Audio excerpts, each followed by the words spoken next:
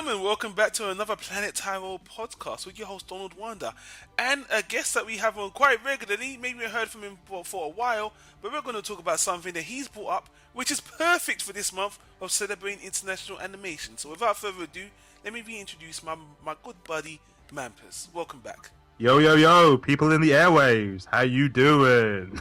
Yeah, give him some high fives, people. Yay! Anyway, MAMPERS, Yo, thank you for joining me on this one because we're gonna, on our international animation journey, we've been across the world, we've been to so many places. At the time of this recording, we've kind of gone full circle. We've gone all around most of the continents. We didn't capture every single place, but on this recording, we have to go. We can't speak about animation without going to one of the biggest, the second biggest production central hub for animation in the whole world, which would be America. And to that end, MAMPERS recommended the title to me that I heard about for a while, but I kind of have my nose up to American animation, which I'll get into in a bit. But you've been a very big proponent for a particular show that we're going to get into now, which is called Bojack Horseman. And this show is a Netflix original. It started last year in 2014. It's currently on its second season, which just completed. And before we get started, I do want to say, one of the reasons I was skeptical of talking about this is because it's fairly young in its life. And I don't really want to jump on something when, things could turn around, next season could be shit, and then all of a sudden we spoke about a show or giving it some praise when it doesn't deserve it. But you were so, I don't want to say persuasive, but you were so positively encouraging about the show to me. And since you've been on so many videos in the past, I felt like, you know what, man, MAMPERS has been such a good sport, coming on, speaking and sharing his opinion and doing some good stuff. Let me check out one thing he solely recommends I haven't seen before, and after watching it, guys, we have to do a video for it, and I'll say it's very apt for celebrating international animation from America, because to be honest with you, and we're going to get into it, I would just say this isn't actually the normal American cartoon fare, as far as I'm concerned. No, it's not a Disney fare. It's not like animation of Disney or The Simpsons or Family Guy or anything like that. It's, in terms of its animation, it's fairly different from what I've seen, especially in terms of its comedy. It's similar in some stuff, but I wouldn't call it a Simpsons, Family Guy, whatever. Yeah. It's in its own kind of field, I would say. Yeah, and I'm sure some people listening are like, Bojack Horseman, you guys don't usually talk about commercially known cartoons. Why are you guys doing this? Stick with us, people, because trust me, once I get into it, you understand why we picked this. Because we didn't just randomly pick a show. After MAMPERS brought this to my attention, this really does fit our tastes. My tastes. Well, my tastes obviously my tastes as well, but yeah, both our tastes. We both kind of merged together into this one, and I'm glad. As I said, I'm glad Don liked it as well. So I'm happy. Well, let's get into it. Let's break it down. For those of you who are completely surprised that we're talking about Bojack Horseman, but you have no idea what Bojack Horseman is about, I'm going to let my man MAMPERS give us the synopsis of what the show is about. Would you mind telling us what Bojack Horseman is about? Yeah, not a problem. Bojack Horseman is a washed-up actor whose big fame was this kind of 1980s family sitcom, syrupy kind of CBS, that kind of crap sitcom in the 80s. And he hasn't really done anything since. And it's basically his life and how he's trying to kind of rebuild his career back in again. He's narcissistic, self-obsessed, self-absorbed. He lives in Hollywood.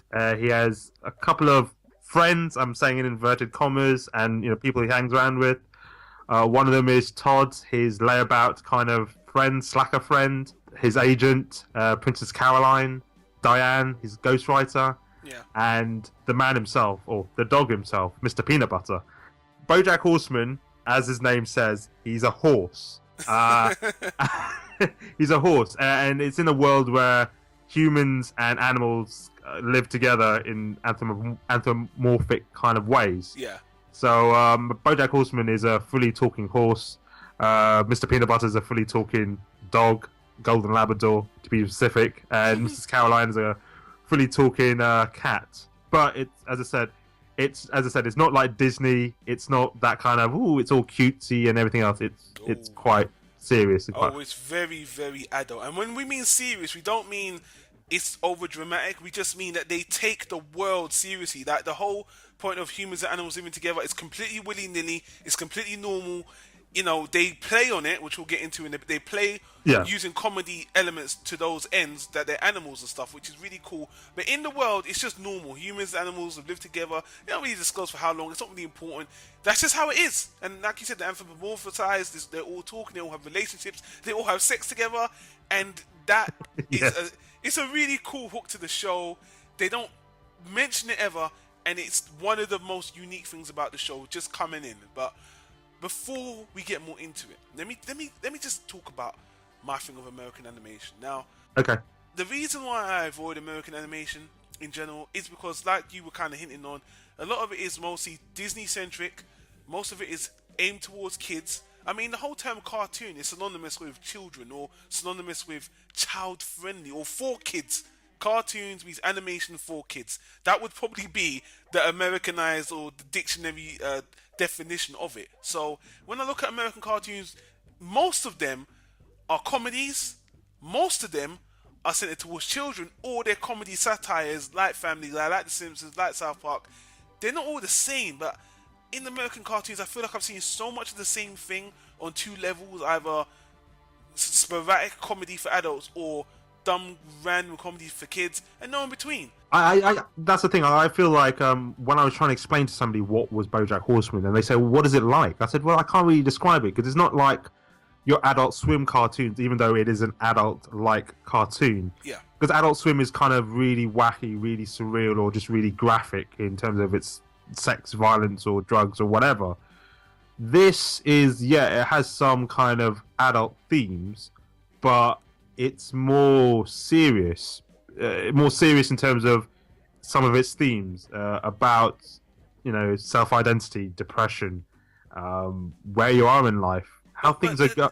Let me stop you there, Right. Mampers, because no, don't apologize, my friend. Let me tell you something. Why this fits in what we've spoken about the past, because on one of our previous episodes we spoke about our favorite cartoons, the H. John Benjamin stuff, Dr. Katz, Home Movies, Bob's Burgers, and to be honest with you, there are some similarities in how they're based on real people dealing with problems. Like even Home Movies, they're kids, but they talk about adult situations, depression, crazy situations. Dr. Katz is based upon that side, therapy. So honestly, this show fits in with what we like. So when you showed it to me, I was like, you know what, this actually fits in with those other shows that we mentioned before. And anyway, so it's not the same at all, but I'm just saying that in terms of an adult comedy, those are different as well, we mentioned before, and this is just as different as those, you know? Yeah. It's as I said, it's something that it's the front runner of one of those cartoons where it's funny but full of pathos. Funny, but you sit there going, "This is hilarious," but I'm having feelings. I'm feeling something, a kind of emotional feeling as well. So, as I said, it's up there. But I'll let you describe a little bit more about it. Let us talk a little bit more about it. So, Well, you know, now we just dive in more into it. Let's get more into some specific. So, it's a Netflix show, a Netflix original series. So, I feel like this isn't a network show. So, I don't feel like they have the pressures of Fox or ABC or any of them. So, with Netflix, and because Netflix are doing such big things with the Marvel stuff, with their own shows, and this is their first animated show, and for them to do an adult-centric, multi-layers kind of pathosy, psychological kind of show that is a comedy as well, it just really shows that, man, these guys are doing exactly what I want them to do. They're using animation to do something different than what other people are doing. So I want to give praise to Netflix, but I'm going to let you talk about some of the people behind the scenes who's actually working on it, and the cast as well, so we can get more into it. I don't know much about the people working behind it, but I can definitely tell you about the cast itself. That'll do. We won't go too deep. We'll go into the cast as well. No, because the guy who created it is actually relatively unknown. I did my research. He worked on some things before, but he's not like a guy who's done his own thing. It's an original show. It's only the cast that we really want to focus on. We'll put links in the description if you want to get more into it. But because we're trying to sell it to you guys more, we're just gonna be a little bit more superficial and give you the things you might find interesting. You go through the cast. No worries. So the main guy, Bojack Horseman, is played by Will Arnett, famous from the famous TV show Arrested Development. Yeah. His character, Bojack Horseman, a self-narcissistic, washed-up actor in Hollywood, or Hollywood if you want to call it, in inside joke, is that voice is so perfect for that role. He's very kind of cutting wit, or just really puts people down in a way, very sarcastic, very surly in a way, surly drunk. I love that voice acting for that. It's really good. But also in later episodes, even the later seasons, it shows that kind of vulnerability side to it, which I'm sure, Don, you totally agree with me on that. 100%. I think the second season, Princess Caroline, the agent, Bojack Horseman's agent cat agent, it's played by Amy Sedaris, famous for, I think there's a program called Strangers with Candy, done in the 90s. She's done a few things. I looked on IMDb. She's kind of done a bit of everything. She's one of them actors that's not A-list, but she's kind of done a bit of movies, done TV. She's known. Yeah, she's more famous. She's got a famous brother called Dave Sedaris. I think it's Dave Sedaris, but he's a really funny writer as well. But she's pretty funny herself. I like her. Obviously, I like her. She's more what is it? She's kind of go-getting kind of agent, kind of ruthless, but I don't know. She's kind of stuck by BoJack Horseman. One, because they were going out together, but two is because they're still kind of agent relationship kind of thing, and kind of believes in him in a way. She's trying to get her career right, but her life is not right at all. Yeah, she's a sad character. To be honest, I really like her. No, she is a sad character. She's a very sad character, but I don't think she's the saddest yet. I think there's a couple of sad ones I can think of. The next one is Diane Nguyen. I never pronounce the surname, and that's a running joke in the program as well. Yeah. Voiced by Alison Brie. Alison Brie, she's one of those actresses that has put her fingers in so many pots. Yeah, it's just shocked me that she's so smart. Community, Mad Men, this, and she's done a few big movies like the 5-Year Engagement. Get Hard. She doesn't Get Hard. Yeah. So she's doing everything. She's really spreading her wings, and she's kind of she's B/A-list to me. Yeah, no, the funniest thing is, like, she's not also Diane in this program. She's also the little kid, the little adult man. Don't talk about that. That's one of the funniest running jokes in the show. But let's I know. Move on. But anyway, that's going a bit far. The next person that I want to talk to, the next character I want to talk to, is obviously Mr. Peanut Butter, voiced by Paul F. Tompkins. I'd like to talk a little bit more about Paul F. Tompkins. Since I'm a massive fan and fanatic, he has been on Comedy Bang Bang, which is one of my favorite podcasts. He's also done his own podcast called Spontaneation. He also does a TV show called No You Shut Up, and he's also in just other stuff as well. He is one of the funniest guys on podcasts, to be honest. He's absolutely hilarious. And there is another guy that I need to talk about. The character is Todd Chavez. He is a slacker, 24-year-old guy who lives with BoJack Horseman, and he's a lovable guy, but he's just a slacker. He's voiced by Aaron Paul, Jesse Pinkman from Breaking Bad, and his voice is just spot on for this character. Yeah. To be honest, I'm going to say something which can be controversial to Breaking Bad fans. Aaron Paul's best character. No doubt about it. I think this is Aaron Paul's best character. That's not very controversial. I didn't really like Jesse in that show. The thing is, when I saw this program and I saw this character, I thought Aaron Paul's kind of playing into that kind of role of being the not so smart but lovable kind of character, streetwise character. But this character has just so many layers to him. To be honest, that's what I think. That's why I was thinking. This is one of his best. Was one of the best characters he's done. I believe when I checked Aaron Paul, when you said Jesse, Aaron Paul is, I think he's an executive producer on the show as well. Good. That's good. I mean, he can't get written out or anything. So I'm really glad for him, because he's making, even though they tried to make him a movie star with that Need for Speed movie that I never bothered to watch. I heard it was terrible, by the way. Yeah. But he's putting his fingers in other things, which I think is smart. He's got his hand in this show, which is a very smart move, because it's doing really well. And now we've covered the cast, we don't want to get too much more into it. Let me talk about the show and my experience with the show. So the thing is, you sold it to me, that check it out. And when I watched the show, man, guys, this is a very dark, dry comedy and a satire on the whole actor scene. That's the one thing I was thinking, like, it's so satirical in terms of Hollywood and just the media itself. And there's a couple of episodes which is just on point on certain celebrities, especially certain 80s comedians who's just recently got into trouble with women. I'm saying in inverted commas, we're not naming names. Well, yeah, honestly, the whole, it's very in your, it's not, I wouldn't say it's in your face, but it's very obvious what they're doing.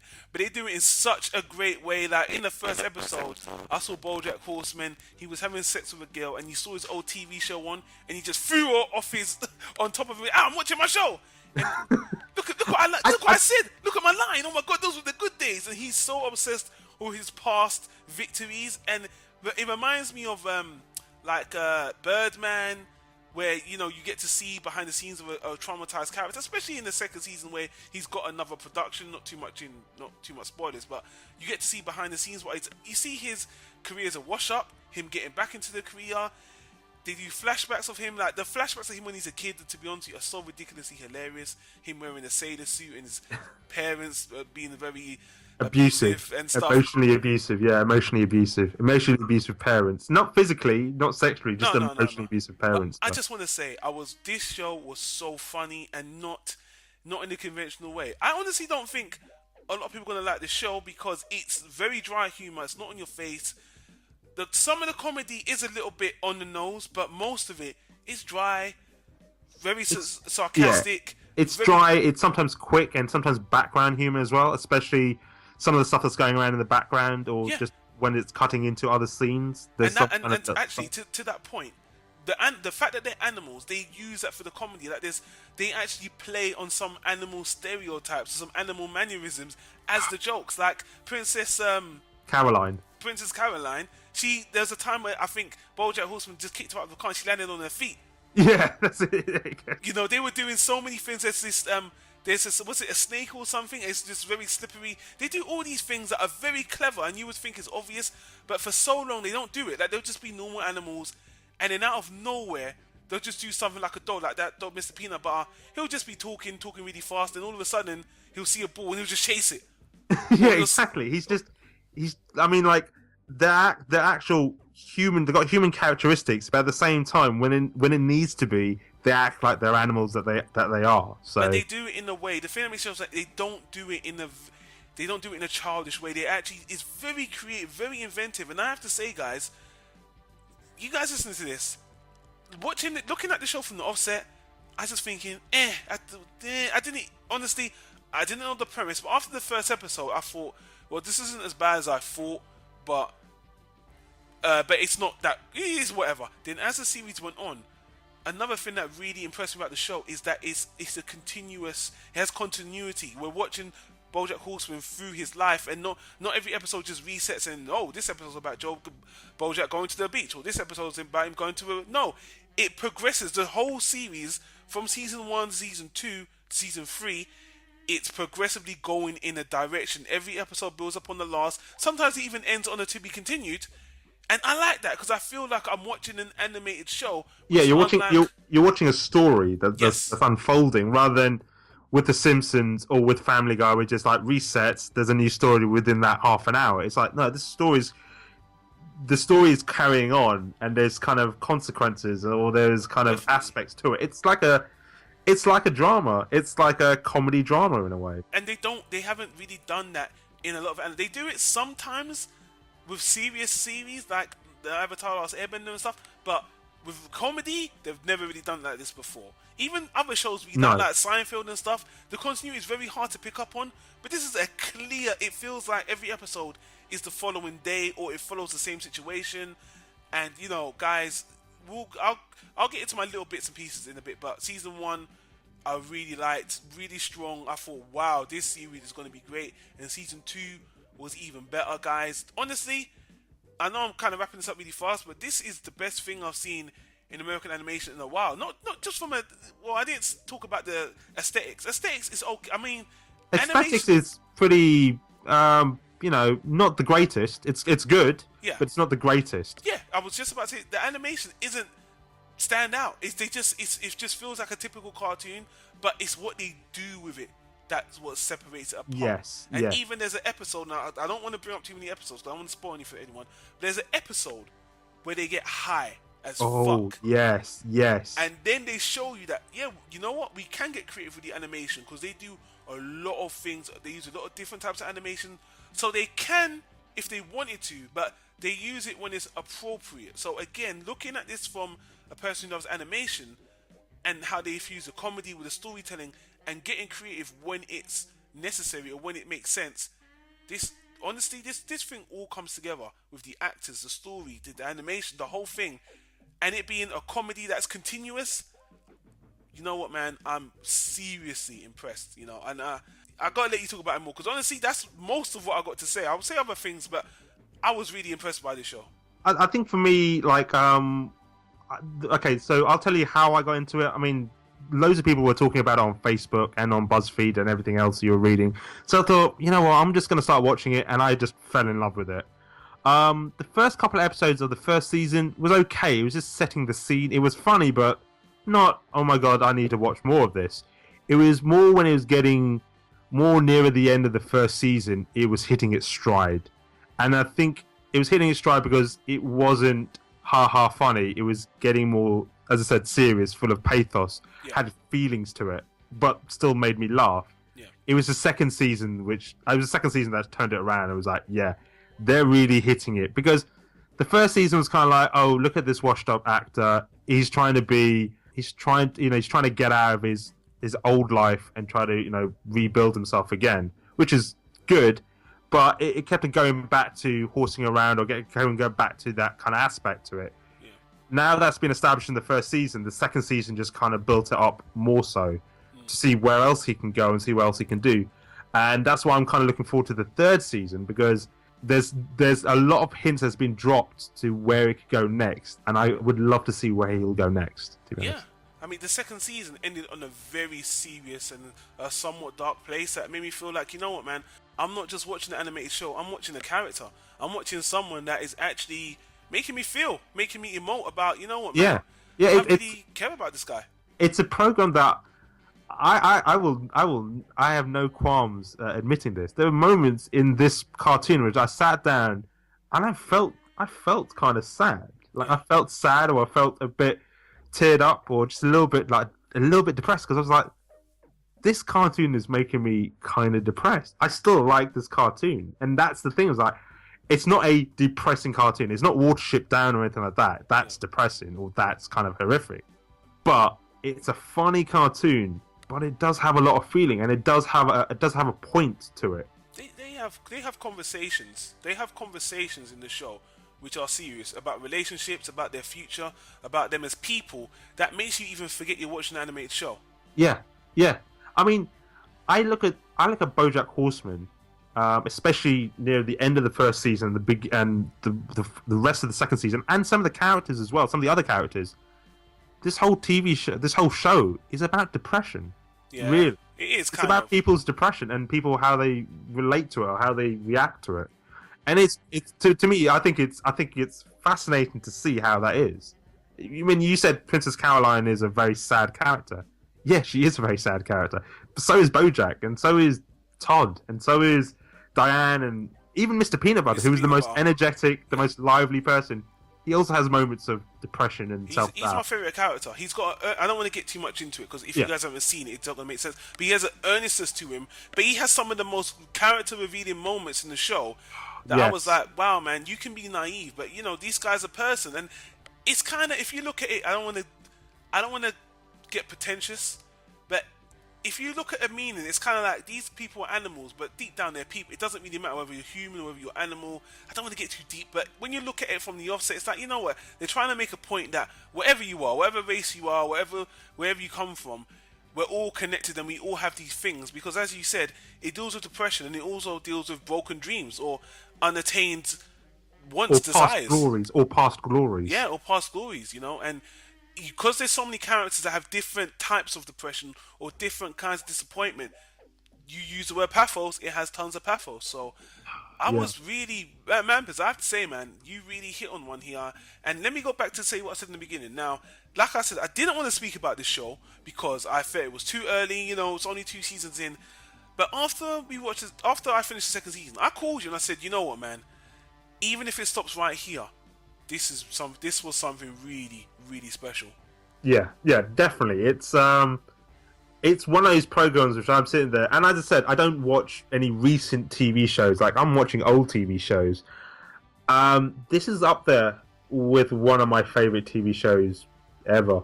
Yeah. I would say, and I don't say that often. I mean, it's up there for me with Seinfeld, with The Wire, with now The Shield, which we're going to be talking about later on in a later episode.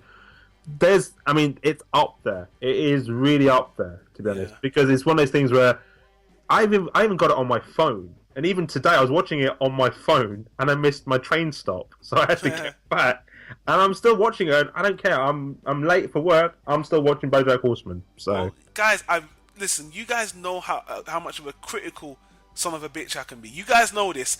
I hate to overhype things, but I will just say we can only speak for ourselves. That should go without saying. But I will say, this stands out. Even if we cut out all the kiddie animations, if you put the adult animation stuff with South Park and even home movies, some of the stuff we've mentioned before, even Dr. Katz, this is gonna be one of my favorite American animated shows. If they can give me two more seasons of this quality, and I don't see, and these guys after the second season, I feel confident they know what they're doing. I'm confident that they can keep this up. How long do I want to see it go on for? It depends, because to me, the way it's written, it's not just about Bojack. He is the main character, but they could bring characters in. It could go on for a long time. It could go on as long as I hate to say shows could go on forever. All I will say is I feel it can go on for a very long time. I don't want to see it become stagnant. No, I don't. But at this point, I would love to see it go on. And looking at the Netflix model, they get in and sometimes they get in and get out within a reasonable time. The show's relatively short, only 12. It's not like The Simpsons, they don't do 26 episodes, it's 12 episodes. So I feel like every season's very targeted. And, I really do love it. You know what, I'm going to give it a rating right now. Currently, this is my current rating for BoJack Horseman. It's currently a first class animated show. It's a first class, and if it keeps on going as it is, it's going to be a Hall of Famer for me. Because honest to God, I can't think of anything else. I mean, the things that are on my phone is BoJack Horseman, all the seasons of Dave Chappelle, The Chappelle Show, and The Big Lebowski. But then again, I always have The Big Lebowski somewhere. So, it's going to be one of those things. But BoJack Horseman's up there, and I love watching every minute of it, to be honest. It makes me... you can watch it once. I mean, you have to... I mean, for even some of the jokes to catch on, or some of the, what we call fridge jokes, where you don't realise that was a joke, or you don't realise it until you go to the fridge and you can go, oh, that was that joke, or oh, that was it. So there's so many great moments of that. I didn't even know that was a thing. I didn't understand that term, but you're an amateur comedian, so you would know that. So it's a trope thing. It's called fridge. Okay. It's called the fridge. It's called fridge logic. Yeah. So you watch something, you don't realise it until you go to the fridge, or you were thinking about it in the shower, and you're like, oh no, that's what it was. That happened to me a lot with the animal jokes. With a lot of the animal things, that dawned on me later. Like I said, when Princess Karen landed on her feet and some of the animal stuff, that really caught me later, not while I was watching. But I think it dawned on me just today when Sarah Lynn, a very minor character, but you'll get it. There are some aspects which is a little bit dark, and I only realised it now when I was watching it today. I was like, oh, that's a bit dark, but they don't go on about it. They just keep it a little bit dark, and then they just walk away. Let's just wrap this up, because we've gone on for nearly half an hour now. Yeah, we're just rambling now. So no, that's fine. I think this was pretty concise. Obviously, this is a strong recommendation from both of us. We want I want to ask you, man, before you go, because someone brought up something. One of my friends who has got to watch this as well, which he wants to thank you, by the way. I wanted to tell you that he wants to thank you for recommending the show, because you recommended it to me. He brought up one thing that could have made the show better, and I thought to myself, you know what? It wouldn't have made the show better, but it would make me love the show more. But it wouldn't have made it better. And I know you're going to agree with me on this, but hear me out. One of my friends was like, you know what would have made the show better? I said, what? He's like, if H. John Benjamin was Bojack Horseman. And I said, you know what? It would have been good if H. John Benjamin was Bojack Horseman, but the guy who's playing him now does a really good job, and I don't think H. John Benjamin's voice would make it any better, because it's the story and what they've done with it. The guy, and anyway, what I would want is H. John Benjamin to come in as a separate character for a season. I would love him to come in as another. But he's doing so much shit. Or come as a guest star, like, you know, a recurring guest star, but not like, because to be honest, I like H. John Benjamin, but his voice is not distinctive. I mean, it's distinctive. Don't get me wrong, but it's not compared to his other TV shows like Bob's Burgers, Home Movies, Archer, Dr. Katz. It's very sameish. Yeah. Same with Will Arnett. I mean, his very same. He's using his voice. But there's something about Will Arnett's voice for Bojack Horseman. It's inseparable. It's fine. I mean, I can't think of anything else. Yeah, I would think it's fine. prefer, I don't need H. John Benjamin. I do want, because I love H. John Benjamin, so I would love him to come in, because H. John Benjamin even comes on Family Guy. He's on everything. If it's an animated show, he's probably been in for a guest spot. I think I would love to see him join the cast for in and out as a recurring character, but I don't think he would make the show any better per se. Yeah, I mean, I like him if he was like something like Patton Oswalt. Like Patton Oswalt is like the Penguin, and his other characters as well, or the Navy SEAL, which I think is hilarious. He's got that voice; it's brilliant. So I would like, you know, H. John Benjamin to do something like that as well. It'd be great. Yeah, So. I just thought I'd bring it up to you because we spoke about H. John Benjamin, and I just wanted to know. I knew you would feel the same way about me. I don't think we need to replace the main character. I think all the voice cast is actually really good. You know. Yeah, spot on. I mean, every character is brilliant. Every voice is brilliant on it as well. And the guests. I mean, the celebrities doing the voices as well is brilliant as well. Yeah. So let's wrap this up and say, guys, this show is still, even though if you look on IMDb, I might put the picture on the screen, I might not, but on IMDb and Rotten Tomatoes, this has got very high marks for animated show. I think IMDb's got 8.7 or something, which is very impressive for an animated show. Even some of the more popular ones are still not that high. So it has got wide acclaim, but it's still relatively niche because the comedy is not for everybody. I can guarantee, I know some people who would think this is kind of boring, it's too serious, they want something a little bit more slapstick, a little bit more crazy, a little bit more Rick and Morty.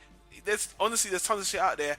I'm glad Netflix have put this out there for us. And guys, if you listening have watched BoJack Horseman, or you hate it, or you like it, or do you agree with the conversation, do us a favor, leave a comment in the comment section down below. Yes. And let us know what you think, because, you know, we are promoting the show. I do want to promote it as an American show, as I want to promote America doing something different. I think the show deserves it. This is exactly what I'm always moaning about. So I have to put my money where my mouth is and praise it when they do something different. And I think this show does deserve the accolades and a lot of the praise it deserves, and I highly recommend it. But I will say, I do understand not everyone would like this show. Yeah, that is totally true. That is totally true. I just want to end up with saying one phrase that always makes me laugh from the show. What's that?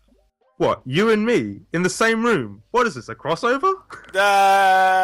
You know what? Corny comedy done with very self-aware can be funny. It is, and that always makes me laugh. That kind of little, it's crap. Like, the joke isn't funny, but it still makes me laugh.